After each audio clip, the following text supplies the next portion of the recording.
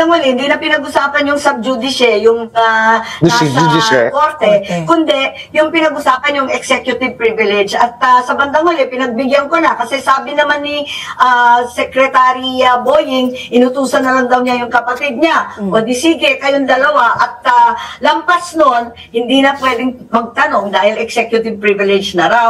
Kahit pinagpipilitan ko, tapos na to. Hindi na executive privilege, wala na siyang relevance dahil natapos na eh. Talagang tinangay na si Presidente.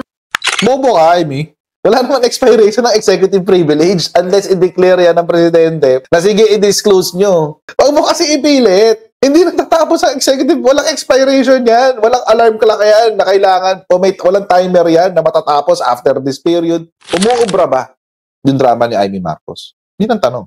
Alam naman natin, itong mga nakaraan, ay nagbabangayan ngayon sa Senado. Umabot sa punto na umiksena na si Cheese. Kasi abusado na si Amy. Sobrang abusado na siya. Actually, kung meron mang dito na nagva-violate ng human rights sa usapin na to, si Amy Marcos na. Pinakontempt niya yung ambassador without a show cause order. Hindi mo man lang pinagpaliwanag. Ang sinasabi mo lang, nagsisinungaling, harap-harapan nagsisinungaling. Hindi ka naman korte, Amy Marcos. Kaya anong ginawa ni Cheese?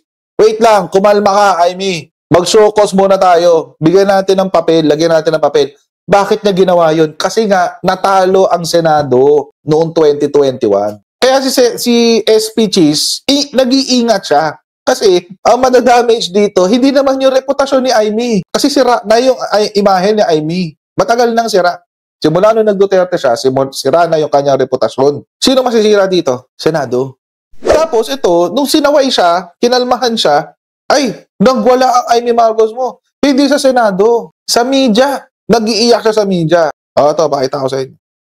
Court Associate Justice Adolf Ascuna na pinaliwanag nga niya yung arrest warrant from the ICC, legal.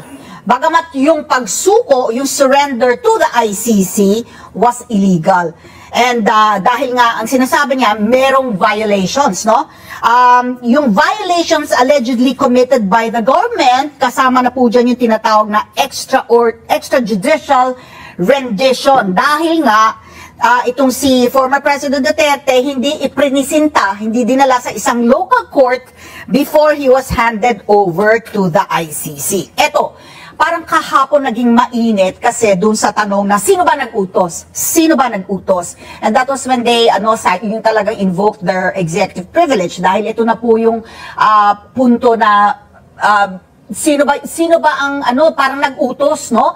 Na from you nga parang bakit nagmamadali kayo na isakay sa eroplano at dalhin sa Hague? Ang tanong natin, pananagutin ba?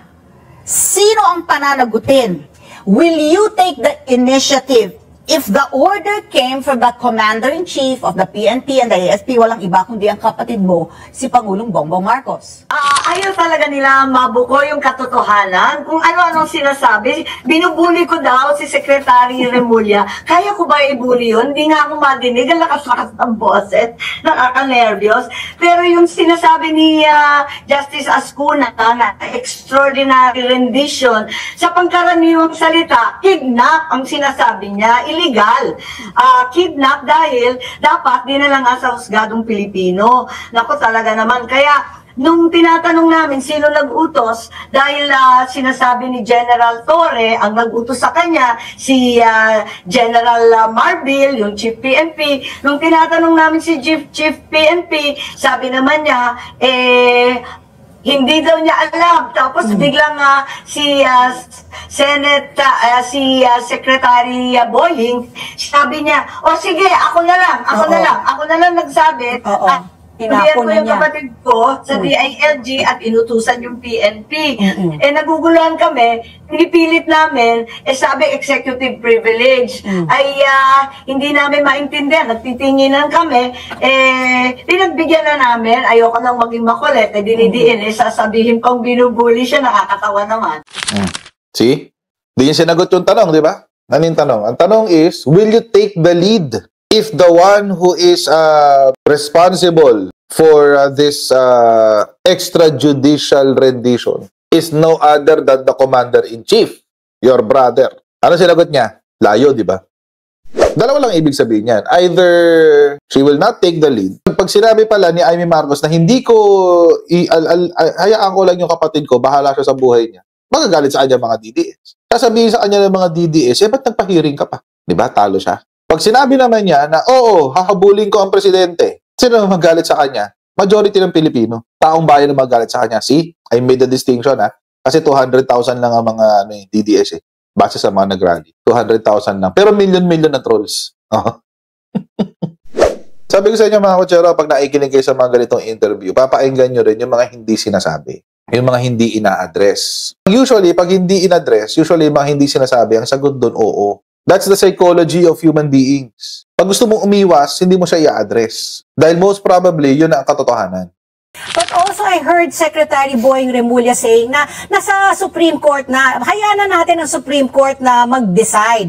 Are you content with that? Or talagang you're going to be firm na talagang may linabag, mali talaga po, maski na po ang Korte Suprema po ay hindi pa naglalabas ng kanilang desisyon? Nakita natin, pinag-aralan natin maigi yung 4 na kaso na kinonsolidate ng ating Korte Suprema at iniiwasan kong maigi.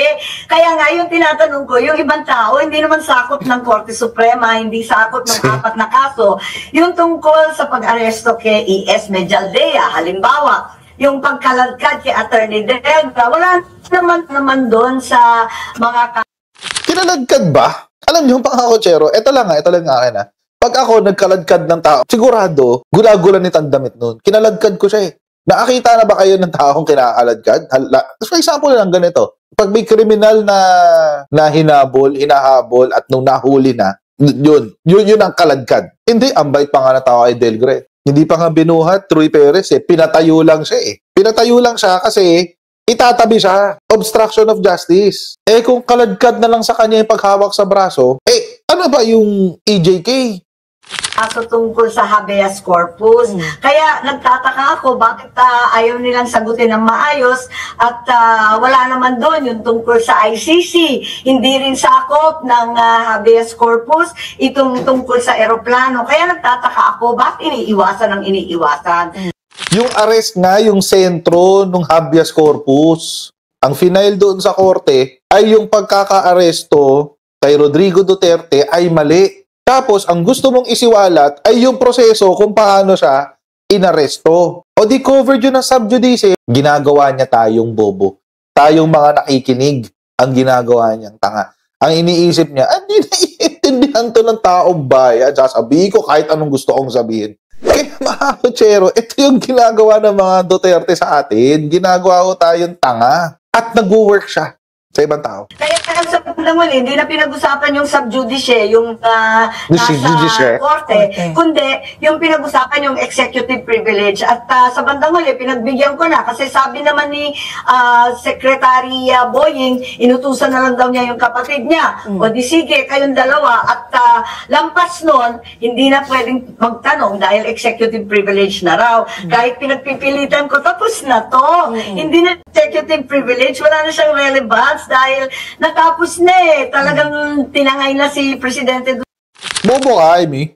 Wala naman expiration ng executive privilege unless i-declare yan ng Presidente na sige, i-disclose nyo. Huwag mo kasi ipilit. Hindi natatapos ang executive. Walang expiration yan. Walang alarm clock yan na kailangan. Walang timer yan na matatapos after this period. Lahat ng conversation done by the President and the cabinet officials are subject to executive privilege, lalo na kapag yung presidente mismo nag-utos. Inaalam ko kasi nga, ito ay may relevance pa sa ating mga batas na kinakailangan palitan kung dapat amyendahan at may kinalaman rin to sa mga susunod na warrant. Hindi ito ang kahuli-hulihang warrant galing sa ICC.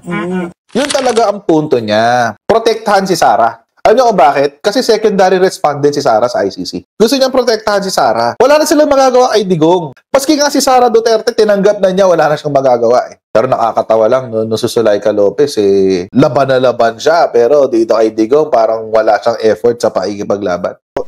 Itong ginagawa ni Amy Marcos is effectively denying the victims of their stories. Tinatanggal dito ni Amy Marcos yung kwentuhan tungkol dun sa mga tunay na biktima, yung mga namatayan.